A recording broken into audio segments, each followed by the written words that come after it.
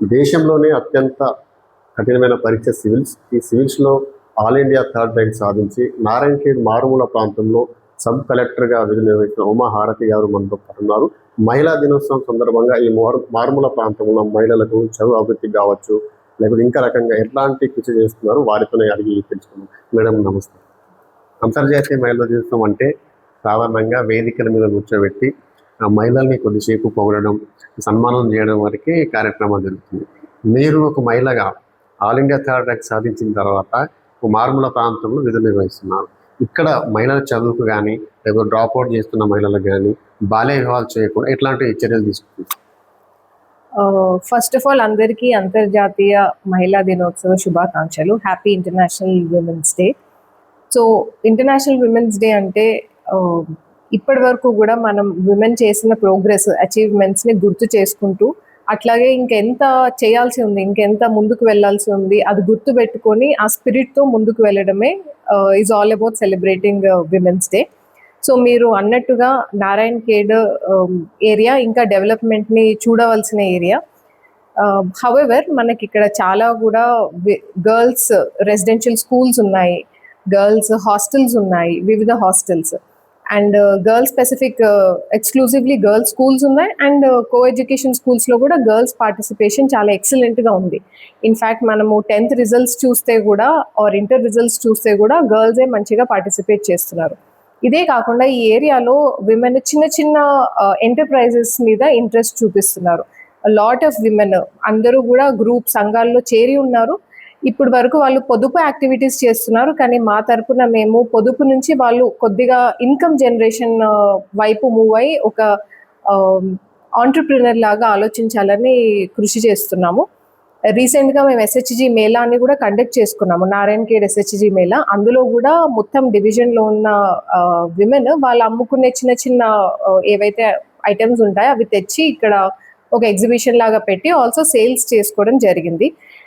ఈ ప్రాసెస్లోనే ఈ మహిళలకి ఎట్లా ఏదైనా బ్రాండ్స్కి బ్యాక్వర్డ్ ఇంటిగ్రేషన్ ఇప్పించడానికి కూడా ప్రయత్నిస్తున్నాము. ఇది కాకుండా మీరు చైల్డ్ మ్యారేజెస్ గురించి మాట్లాడారు. ఆ చైల్డ్ మ్యారేజెస్ సంబంధించి కూడా అవేర్నెస్ క్యాంప్స్ చేయడం జరుగుతుంది. పోలీస్ డిపార్ట్మెంట్, WCD డిపార్ట్మెంట్ అందరూ కలిసి ఈ అవేర్నెస్ క్యాంప్స్ చేస్తున్నారు. ఆ అవగాహన కార్యక్రమాలని కొంతమేరకు పాఠశాలలో పెట్టినప్పుడు కానీ, గ్రామాలలో వేదికలుగా పెట్టినప్పుడు కానీ అది ఒక కార్యక్రమం లాగానే చూస్తున్నారు, వాళ్ళు తీసుకోవడం లేదు. మళ్ళీ యథావిధిగా బాల్య వివాహాలు చేయడం జరుగుతుంది. కొంతమంది తప్పుడు నిర్ణయాలు కూడా తీసుకుంటున్నారు, ఆత్మహత్యలు కూడా తీసుకుంటున్నారు. దీని మీద ఏమంటారు? సో ఒకటి ఇది అరికట్టడానికి మేము కళ్యాణ్ లక్ష్మి ఫైల్స్ చాలా స్ట్రిక్ట్గా చేస్తున్నామండి. 18 years కింద చేసినట్టు మాకు ఎటువంటి డౌట్ వచ్చినా కూడా ఆ ఫైల్ని ఎట్టి పరిస్థితుల్లో ప్రాసెస్ చేయము. అండ్ ఆల్సో పేరెంట్స్ మీద చట్ట పరంగా మేము యాక్షన్ కూడా ప్రపోజ్ చేస్తున్నాము.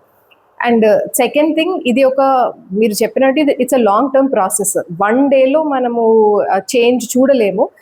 As more and more girls స్కూల్స్కి వచ్చి కొద్దిగా కెరియర్ మీద అవేర్నెస్ పెంచుకొని ముందుకెళ్తూ ఉంటే వాళ్ళల్లో కూడా మనము ఏదైనా సాధించాలి ముందుకెళ్ళి అని, అండ్ పేరెంట్స్ కూడా వీళ్ళని ప్రోత్సహిస్తే పైన స్థాయికి వెళ్తారు అన్న ఒక భావన కలుగుతుంది. చాలా మంది ఇప్పుడు కొంతమంది చదువు మీద ఇంట్రెస్ట్ ఉంటుంది, ఆ వృత్తి విద్య కోర్సుల మీద ఇంట్రెస్ట్ అయి ఉంటారు.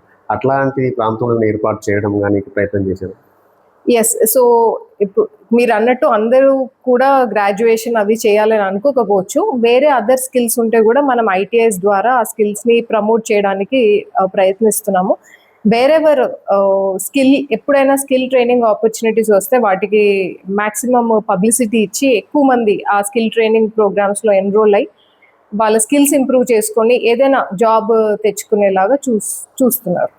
ఎడ్యుకేషన్ పరంగా అయితే నారాయణఖేడ్ వచ్చి రాగానే కొన్ని స్కూల్స్, కొన్ని హాస్టల్స్ సడన్గా సందర్శించారు.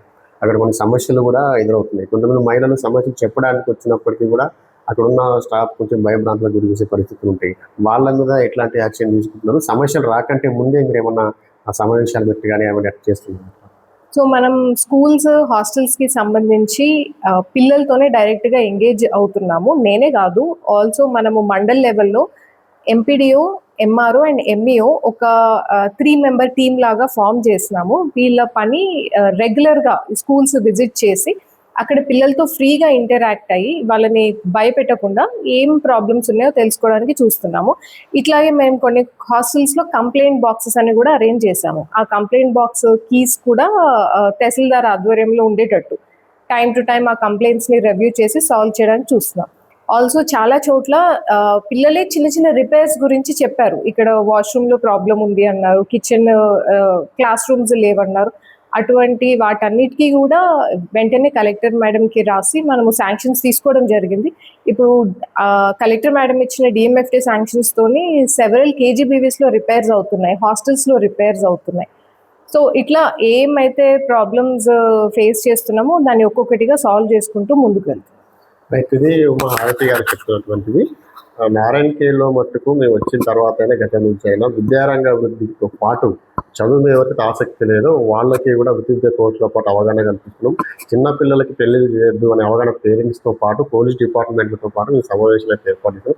అయినా అంటే ఒక్క రోజుతో అయిపోయేది కాదు, ఇది నిత్యం ఇలాంటి అవగాహన పెంచుతూ ఉండాలి. వాళ్ళు అవగాహన పెంచుకోవాలి.